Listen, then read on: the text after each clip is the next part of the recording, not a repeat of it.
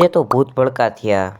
તો રામ રામ દાદા ને 1000 સબસ્ક્રાઈબર કરવાનો ડે હાથમાં જાતા તા જાનમે કેમ કે દાદા ને લુગડાની જોડી સીવડાવવા નથી અને પહોંચી ગયા ને દાદા ને આવતા ભેગો ચા જડી ગયો. પછી દાદા ને કીધું પપ તો લેવો પડે હો. ક્યાં તો રસ્તામાં થઈ ગયા દાદા ને દોસ્તાર ભેગા. ઘરે આવી ગયા ને કાઢ લીધો પપ, હાલો ખાઈ નાખી. હું દાદા પહોંચી ગયા તા વાડીએ નીંદ લેવા. બપોરે ખાવા ટાણે શેકતો જ પાપડ, ત્યાં પાપડ જ હરગી ગયો.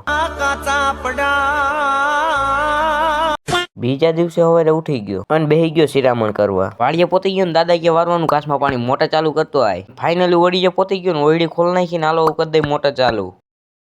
વાડીએ પહોંચી ગયો ને દાદા મારતા હતા કુંડીમાં પાવડું કેમ કે ચડાઈ લીધા પૈસે હવે વારવાનું પાણી. નાકા વારવાનું ઢીલ નો કરવાનું એટલે વાર નાખ્યું નાકું. ક્યાં તો દાદાએ ટેકાવીને માર લીધી એક બીડી.